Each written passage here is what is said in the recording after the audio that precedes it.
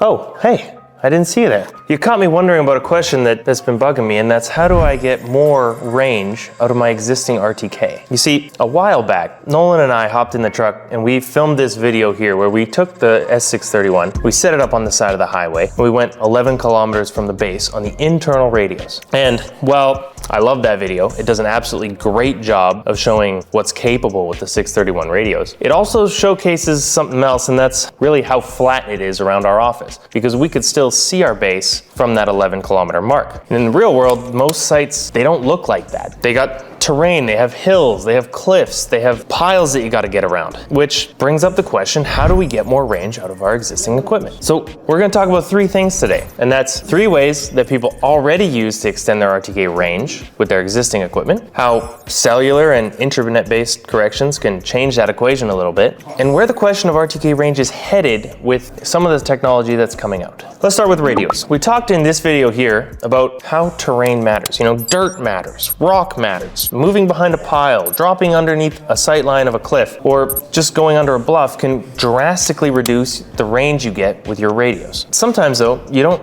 need a dramatic change, you just need a little bit more height. That's why on rolling terrain, or sites where you're almost making it to the edge and you just need that little bit more distance, something like this, just an antenna mount bracket on your base, turns the antenna from facing down to facing up, can get you the difference that you need. We actually had a customer use exactly this to solve that problem. He was putting in piles for solar panels and his base was in the middle of site. He was just missing the extra 50 feet to the end. All he had to do was throw this on his base, solve the problem. Now you can take that same idea and you can push it all the way to the ridiculous, and that's when you can plug one of these antennas into your base, put it on a tripod, put it on a mast, raise it way up in the air, and what that can do is just get your antenna just high enough where it makes it over that sight line and drastically reduces the radio shadow that you're seeing. Radio shadow is when you have your radio broadcasting and it hits some dirt and then it can go over the top of the dirt, but behind that dirt, there's a little bit of a space where you don't get any radio corrections. That's called the radio shadow. And that radio antenna mast is doing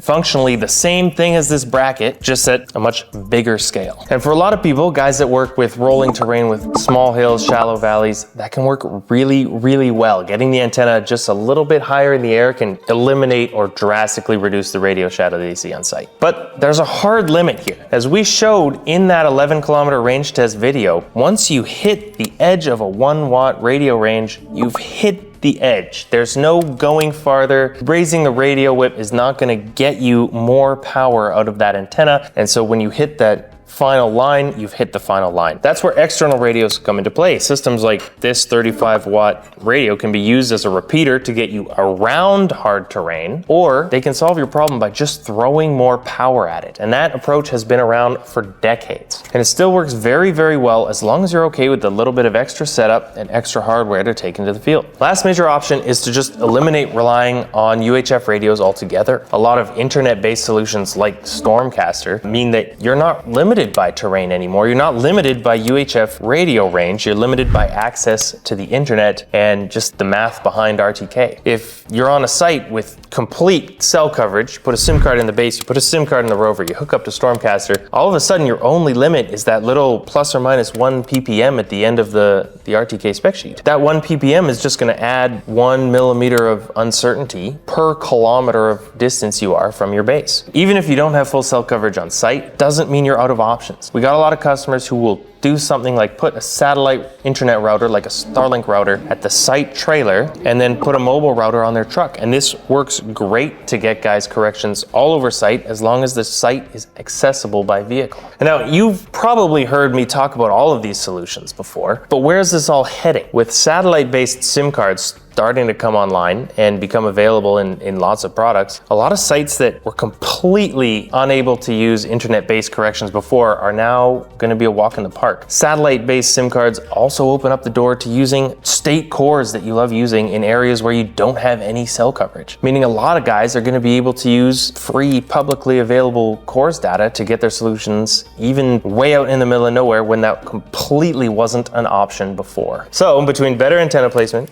external radios, internet-based correction services, and some of this stuff that's coming down the road real quick, there's a lot of ways to get more range out of your existing RTK without having to upgrade your your entire system. Hopefully one of these tools can help you push your range a little bit further on your next job. And if you like videos like this, check this one out and subscribe for Surveying Made Simple.